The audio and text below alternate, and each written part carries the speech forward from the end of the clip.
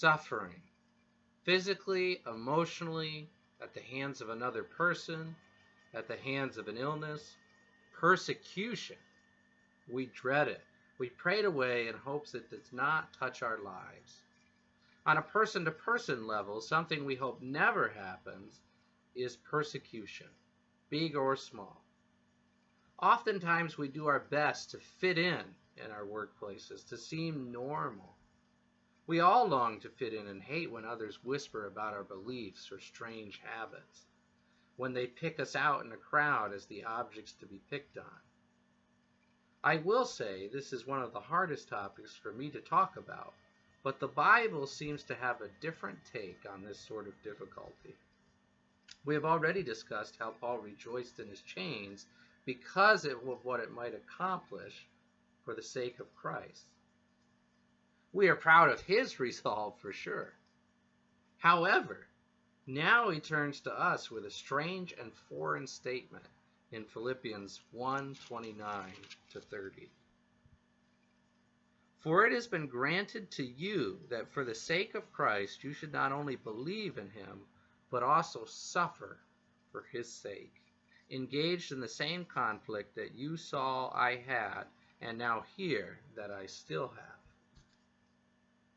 Paul doesn't try to tell the Philippians that they will never have to experience what he is experiencing, being in a jail cell. He doesn't even say, I hope that nothing ever difficult comes your way, and that people always treat you nicely. He actually states that they have been granted an opportunity to suffer. Suffering as a gift? How? The answer lies in the fact that this is not just random suffering, but suffering for the sake of Christ. Paul is focusing back on the idea to live is Christ, saying that God is giving us an opportunity to experience hardship on his behalf so that others might see Christ in us. Suffering to Paul was a chance to show kingdom character, kingdom resolve, and God's glory. He believed God was giving him an obvious way to share truth, and so he rejoiced.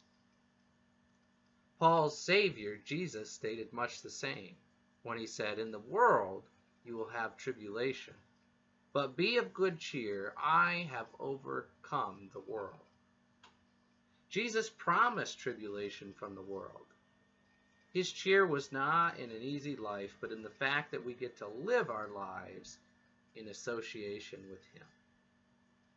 One of Paul's partners in the ministry, Peter, says much the same thing.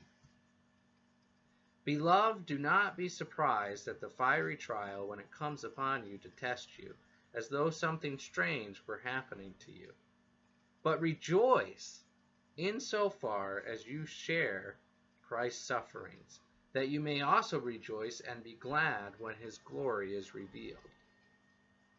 If you are insulted for the name of Christ, you are blessed, because the Spirit of the glory of God rests upon you. But let none of you suffer as an evildoer or a meddler. Yet if anyone suffers as a Christian, let him not be ashamed, but let him glorify God in that name. Paul uses words like blessed and rejoiced when referring to being made fun of or even heavily persecuted for our faith. All of our heroes in the faith say the same thing because of two benefits. One, which we already mentioned, showing people Christ. The second is revealed in Peter's statement in 1 Peter 1:4-14b.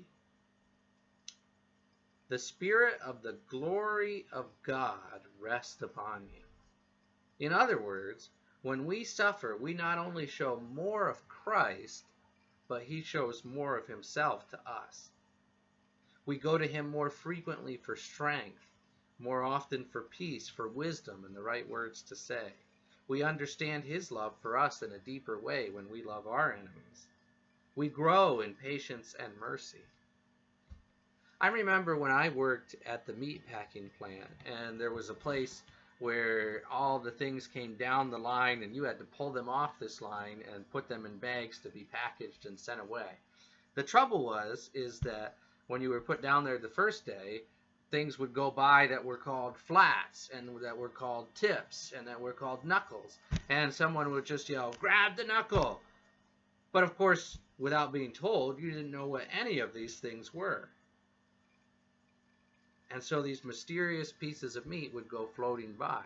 And the person who was training me, instead of explaining this, simply screamed at me for grabbing the wrong things and letting the right things go. The coworker screamed that I was a little girl, lazy, threw in some swear words, and then kept screaming, "You don't listen to anything that I tell you." At the end of the day, I remembered, love your enemy, do good to those who hurt you. So I walked up to this person and I apologized for not pulling the right things and being able to keep up. And then I said, "I want you to know that you are a really hard worker." To which he said, "I know," and left. Later, when I was injured and couldn't go down to that department in the plant, it turned out he was going around the department saying the preacher boy was too soft for the job and encouraged others in making fun of my beliefs. But when we passed in the hallways, I would smile and wave at him. And eventually I sat at the same lunch table, asked about his family, his hobbies, his vehicle. In my last 3 weeks there, we had conversations about my belief in God. Through patience, endurance, and God-empowered love, I got the chance to share Christ. And more so, learned more about Christ through that situation and others than perhaps any other point in my life. So let us take encouragement in suffering for the right reason, and that we are able to share Christ more and see Him better.